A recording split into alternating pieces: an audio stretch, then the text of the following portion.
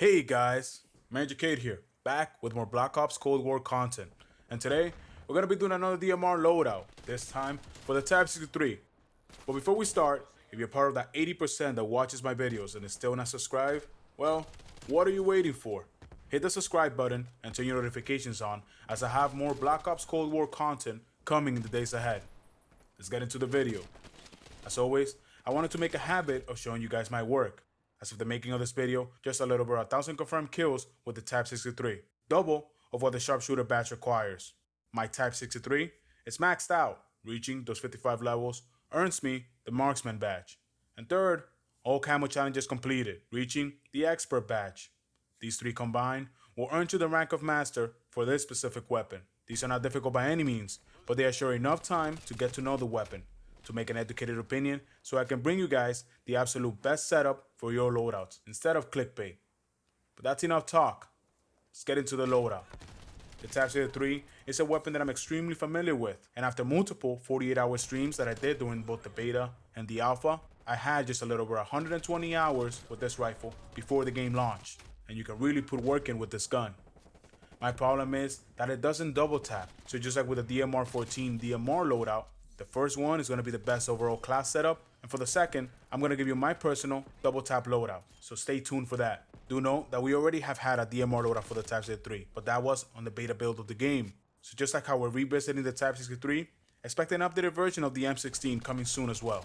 As always, there are three things that I look for in a DMR.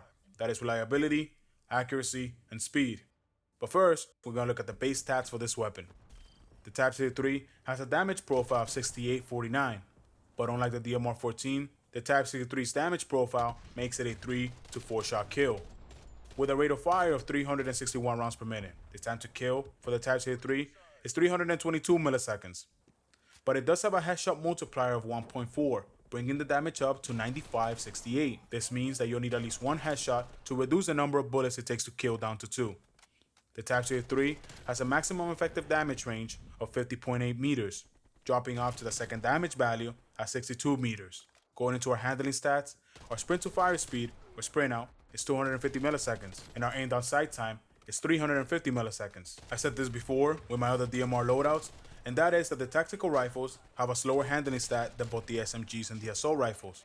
The average SMG aims on sight at 275 milliseconds, and the average assault rifle does it in 300. So from the start, tactical rifles are a whole 3 frames or 50 milliseconds slower. I'm going to keep repeating this until I stop seeing 45 round mags that kill your aim down sight time being recommended. As always, mission dictates gear.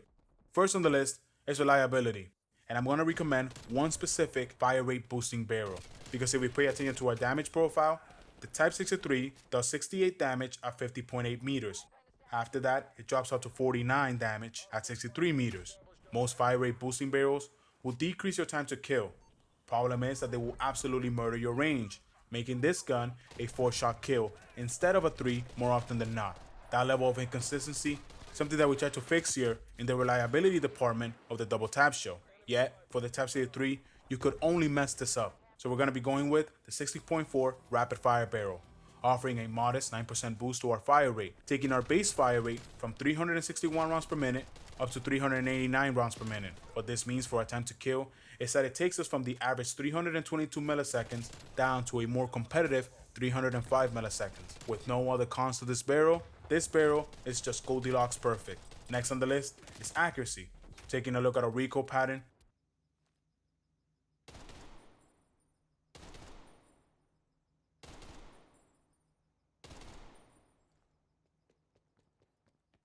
you can see that the Type 63 has a nasty horizontal kick. This at range will cause you to miss half of your shots. But remember that humans are vertical creatures, therefore vertical recoil patterns are 100 times more likely to hit your target rather than horizontal recoil patterns.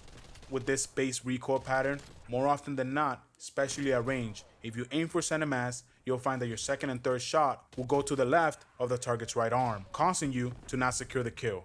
And we're gonna fix this with the field agent grip, reducing our horizontal recoil by 40%, taking a horizontal recoil variable from a negative 180 joules down to a negative 108 joules. The agent field grip will also reduce our vertical recoil from 390 joules down to 351 joules. For those of you who don't know, recoil in Cold War works off an X and Y axis, with Y being vertical and X being horizontal. The higher the number on the Y axis, the more the gun will kick up. Meanwhile, on the X axis, if the number is negative, it will kick to the left, and if it's positive, it will kick to the right, with 0 meaning no horizontal recoil. And this is what our new recoil pattern looks like.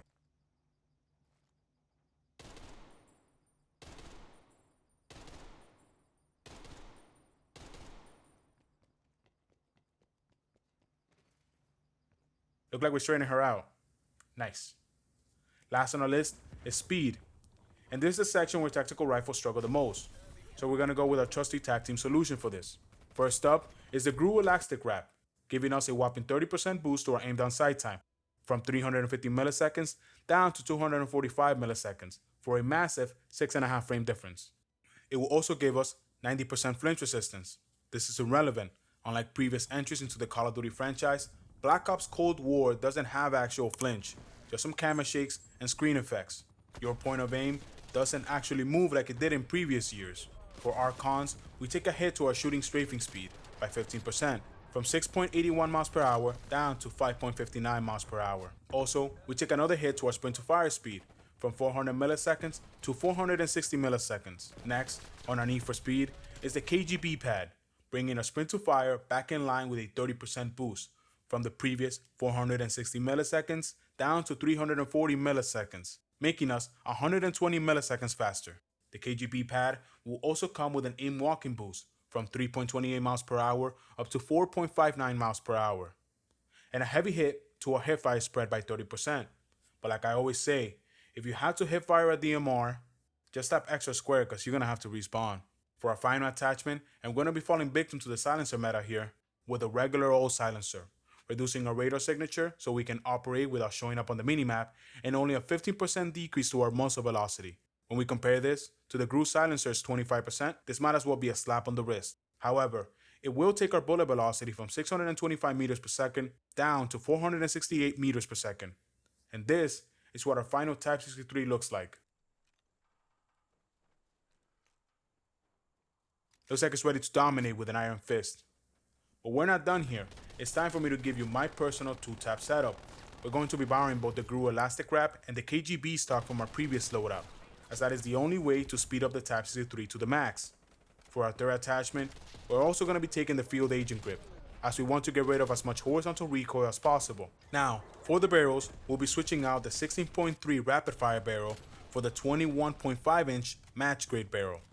The reason why we're not going with the 21.5 task force is because even though it offers the same boost to our effective damage range by 100%, it's coupled with 9% more damage and a 50% boost to our bullet velocity. It looks like the best bang for your attachment slot. Problem is the recoil. The Type 63 really can't afford any hit to its horizontal recoil, especially not one by 15%. Also, the Type 63 doesn't need a damage boost, as it won't reduce the amount of shots it takes to kill, or the number of headshots needed to reduce the number of shots it takes to kill. So the 21.5 match grade, it is, offering a 100% boost, taking us from 50.8 meters to 101.6 meters. In layman's terms, this barrel will make us be in our maximum damage range up to infinity, as you would be hard pressed to find a line of sight that extends past 101 meters. Now, for our last attachment, we'll be using the Spatnas Compensator for a 25% boost to our vertical recoil and a minor hit to our horizontal. Our vertical recoil variable will go from 351 joules down to 253 joules, and our horizontal recoil variable will get bumped up from the negative 108 joules up to 126 joules. Taking a look at our new recoil pattern,